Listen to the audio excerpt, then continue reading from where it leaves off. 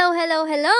Ako si Kulay and welcome back to Kaleidoscope World. Katulad ko rin ba ikaw na buryong nasa bahay? Kung oo ang sagot mo, tara, sumama tayo sa outing ng iba. Syempre, nang damay na rin ako para masaya.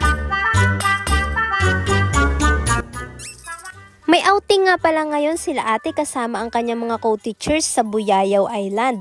Kaya sumama na rin kami. Nauna na rin yung iba naming mga kasamahan kasi nga hindi naman kasya sa bangka kung iisang hatid lang. Kaya binalikan na lang kami ni Papa.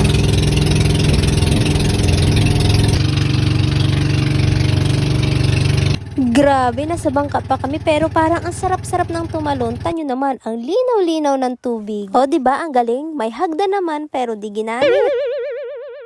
At syempre, bago ang lahat, ilalapag muna natin ang ating gamit dito sa aming kubo. Itong kubo nga pala namin ay kasya ang 10. Oh, may pakaway-kaway pa, para ngayon lang nakaranas mag-outing ay. Pagbukas nga namin ng pinto, ayan, talagang natuwa ako. Ay, favorite color ko pa talaga. Talagang pinaghandaan nila yung aming kwarto. Ah, feeling. Sinubukan ko rin nga pala i-on yung kanilang fan. Aba, ay gumagana din. Umakyat na rin nga pala kami sa taas para tingnan kung anong meron doon. Dito tayo sa baba. Ito lang tayo. Puro bangga na ako. Ah, cute. Kahit ganito lang, no? Pwede siya lagyan ng bed. Ganda. Pagkatapos nga naming mag-asikaso ng aming mga gamit at kumain, ayan, maliligo na ang magagaling lumangoy.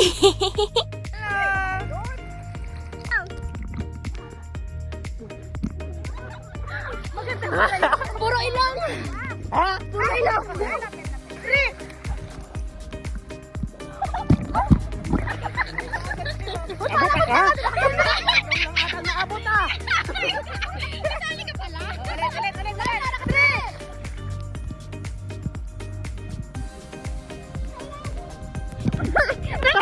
Talagang sumisid na siya.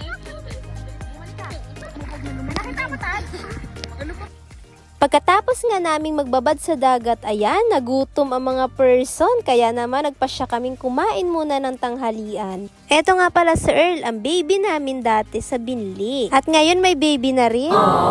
O diba, sana all. O eto naman, kaninong baby ito? Pagkatapos nga namin kumain, ayan, tumambay muna kami dito sa treehouse at maglalaro kami ng Jenga. O, side view para matangos ang ilong.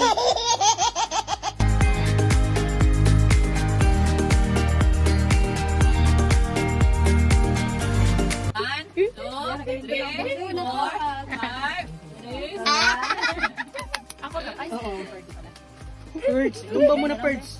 Ang bata naman dito ay libre. May tinusok na agad. Panganay ka tusok lagi ay. Ino. Hindi na naghinga si Ma'am Lynn, oh. Katapos yan ay may... 1, 2, 3. Wow. Ay, nasiko. Wala ka. Isang billion kay Bilen. Wala kasi talaga kayong tiwala sa akin. Hingahan.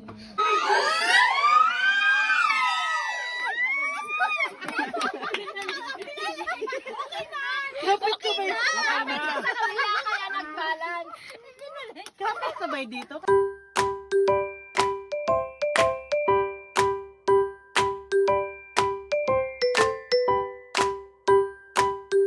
Ito din, oh. Hindi flat yung nakita. Tama pag-apat. Yun na, Ito kasama. malalaglag na. Ito malalaglag Sa na. kabila mo dapat ilagay. Uy, Pwede yan. Hindi pa pwede. Ito pag-apat na yun. Ayan, huwag mo akong inamali. Ay, hindi pa daw yun puno eh. Kaya punuin ko yung ano. Pagbubuhuan kasi.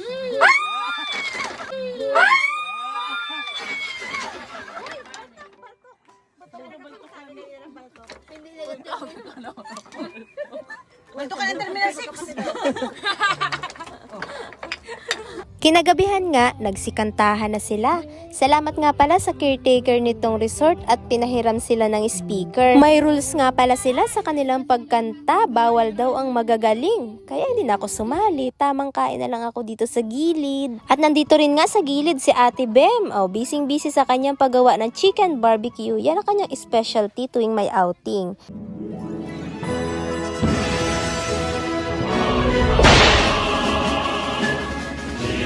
Balde, Team Captain. Hitter, Gia Burrado. Opposite hitter, G. Maligaling. Opposite striker, Tots Cantot. Pero, kay lalayo ng tira. Middle blocker, Pans Pagaanga.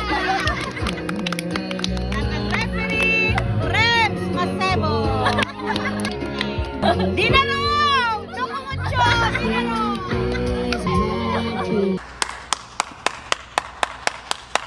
A few inches later. Halik mo!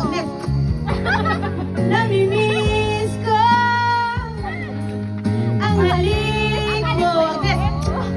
Namimiss ko! Bakit iniwan mo ko?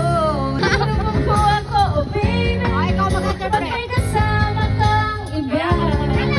Pagkat ikaw ang tanging ng aking mundo, ng aking puso, ng aking buhay. Ang halik mo. Dancing queen, feel the beat of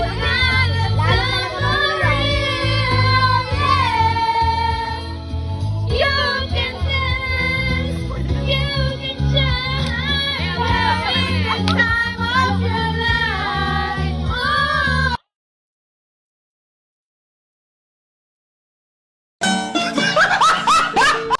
Pagkatapos ngang kumanta ng mga singer na ito, ayan, nagkayayaan na naman kami na maglaro ng Marco Polo. Marco! Kayo po, ma'am. Marco! Hindi mo nagsalita ako pa kulay. Hala. Marco! Nagkatawa ko si Marco. Marco! Marco? Sinal?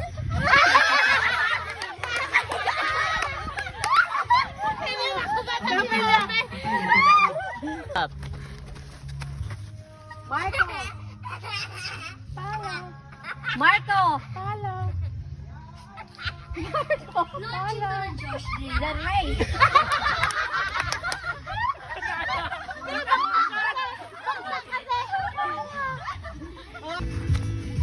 Marco. Marco.